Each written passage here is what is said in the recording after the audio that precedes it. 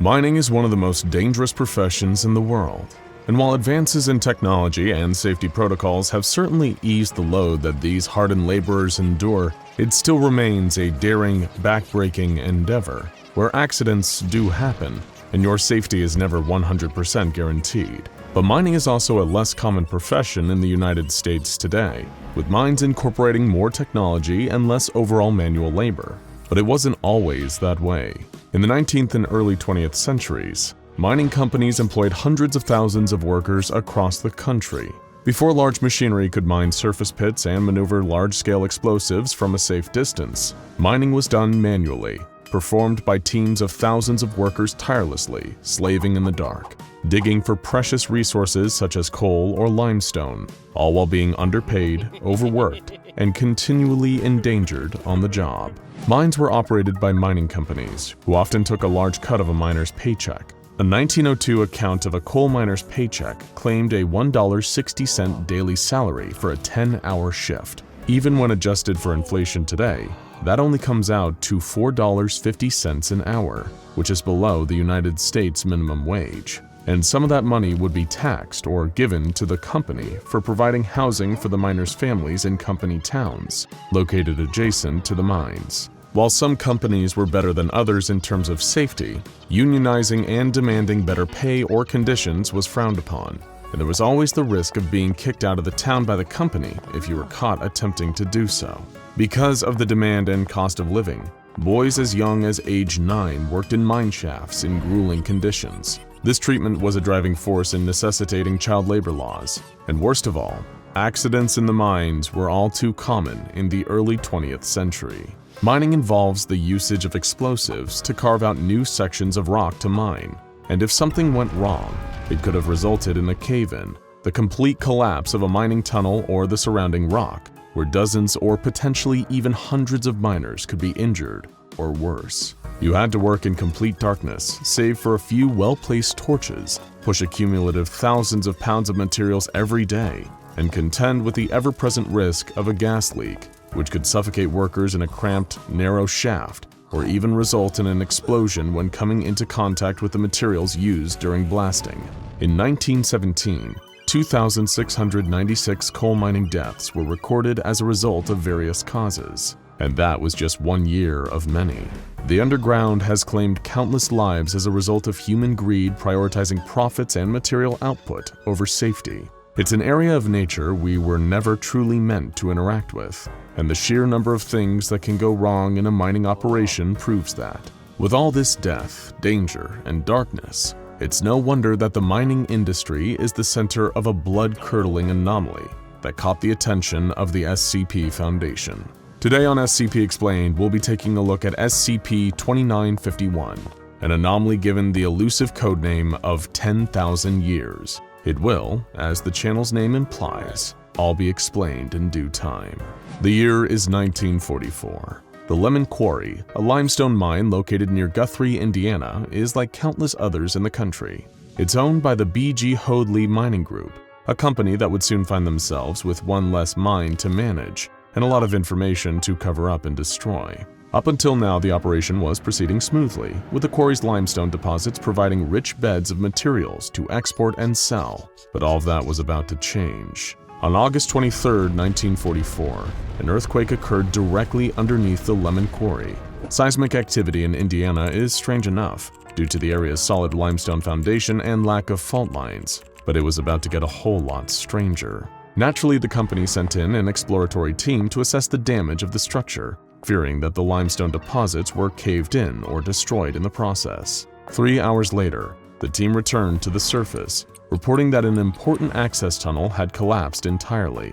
The tunnel was a necessary section of the mine shaft, and the company's supervisors couldn't afford to lose it. So a larger team of workers were ordered to clear the debris from the tunnel using their hands and as much large machinery as they could fit into the narrow shaft. During this operation, another strange earthquake occurred, causing a tunnel to collapse behind the crew clearing the access tunnel. The quarry was sent into a panic. Another team was sent in to remove debris and attempt to free the initial clearing crew. After 4 hours of tireless work, they were successful, and the clearing crew was saved, but the original access tunnel was still blocked. This is when it gets strange. The crew also reported that due to the earthquake shifting the cavern, a new tunnel, one that hadn't been cut by the mining group and was not charted in the company's records, was opened. During exploration of this newly discovered tunnel, it was described as being smoothly cut and descending on a slight decline. The mining company speculated that this may have been a tunnel cut by a mining group prior to the quarry's purchase by B.G. Hoadley that wasn't properly recorded. They hoped it would connect around to the primary, still-blocked tunnel, and so they assembled another team of 23 men to use the new passage to access the rear of the blockage and determine whether or not to use explosives to gain re-entry into the blocked tunnel was viable. And this is where the details of the story run short. Sometime afterwards, there was a third round of seismic activity, this time collapsing the mine's entrance tunnel. Over the next 3 days, teams above ground removed rubble and debris covering the entrance, and the company's supervisors attempted to contact the men located underground using a telephone cable line that ran into an access shaft in the mine. On the evening of the third day, an unknown individual emerged from the secondary shaft and made it to the surface. What happened next is unknown, but due to their collection of information regarding the Lemon Quarry incident, the Foundation discovered a single telegraph, wired from the quarry to the mining company's head offices in Louisville. It read, 26/8/1944, mine abandoned, tunnels remain collapsed, 23 lost. One of them came up the shaft. We tossed it back down. Wasn't right. Sometime after this, B.G. Hoadley sold the quarry, where it sat abandoned for decades, and the events that occurred there remaining hidden and forgotten until June 4th, 1998. When low seismic activity was detected outside of Foundation Facility Site 81. Foundation geologists were dispatched to assess the situation, but were unable to determine much information, including where the activity was coming from. 2 weeks later, a missing person report was filed with local law enforcement, where a 15-year-old boy disappeared after he and his friends were trespassing in the Lemon Quarry. While search efforts were conducted, the boy remained missing.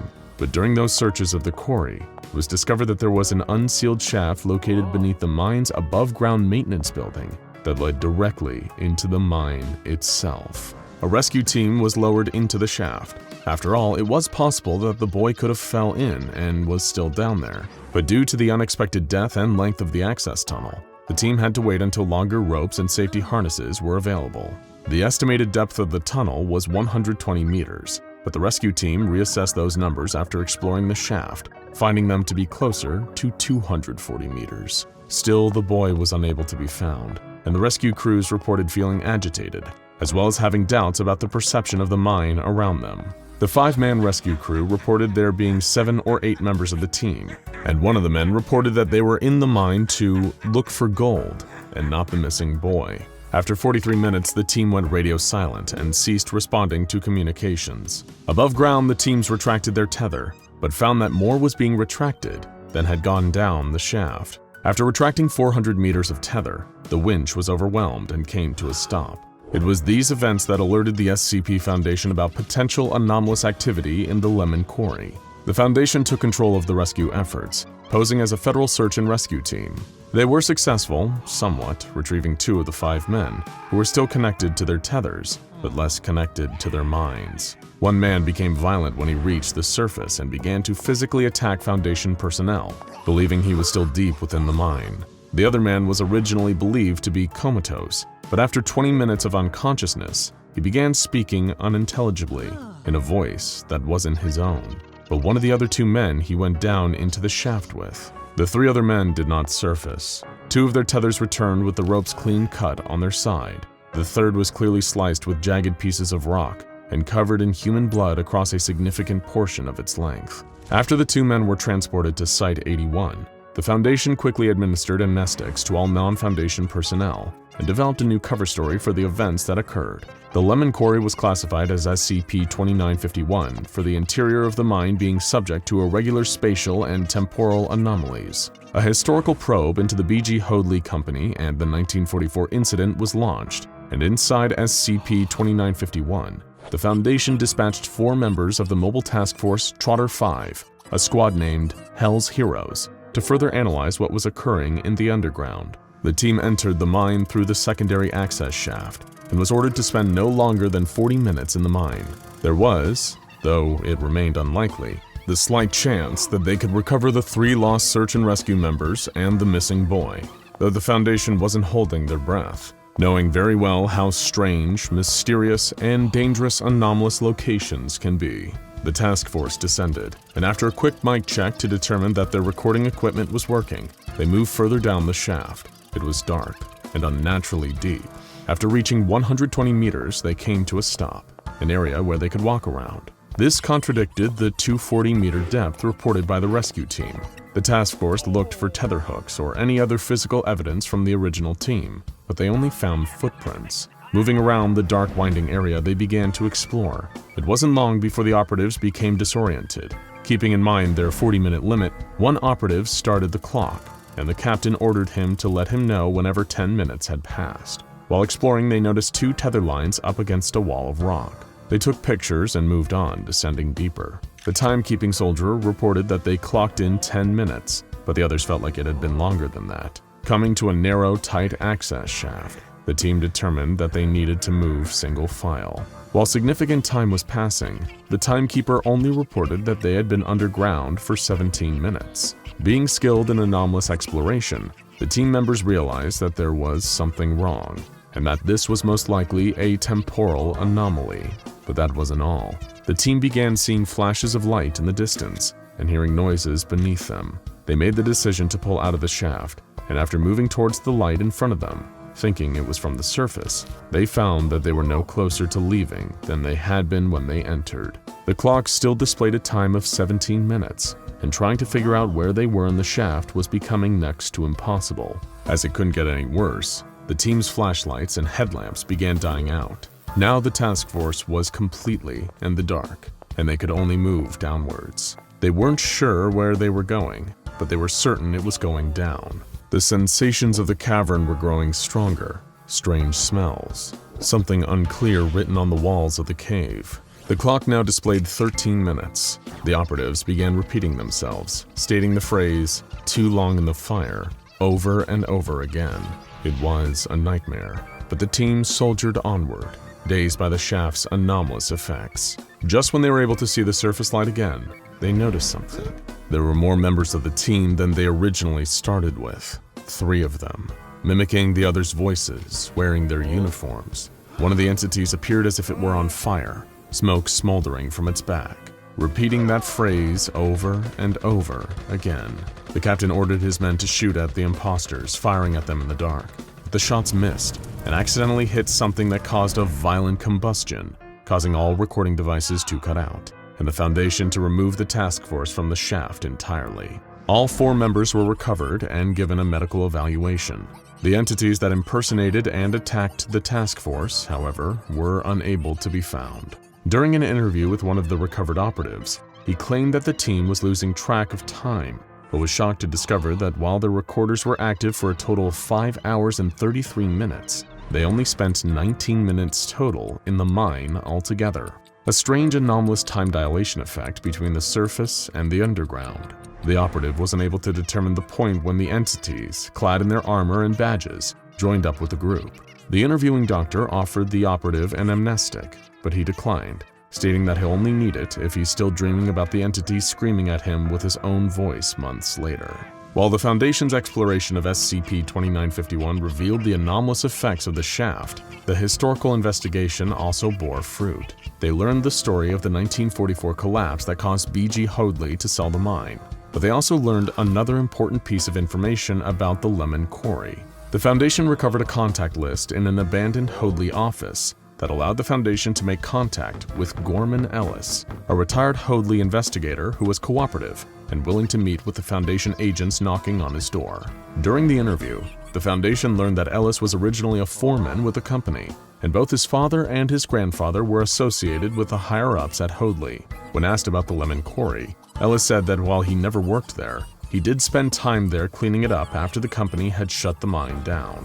Ellis recognized how strange an earthquake in the area was, but couldn't put his finger on anything strange about the collapse. He knew they lost a few men during it, but the incident wasn't talked about much. He told the agent to attempt to get a hold of a man by the last name of Barnes, who was also involved in the cleanup, and had contacts with the company who bought out the land after Hoadley sold it. Just when the agent was about to leave, however, Ellis remembered another piece of information.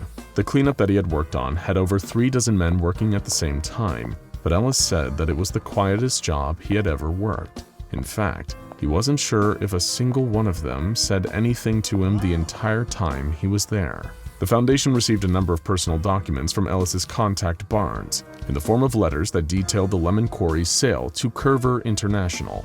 The incident was described as a typical cave-in, but also detailed that strange men in suits appeared at the scene weeks after, asking questions and attempting to listen to the rocks, according to the letter.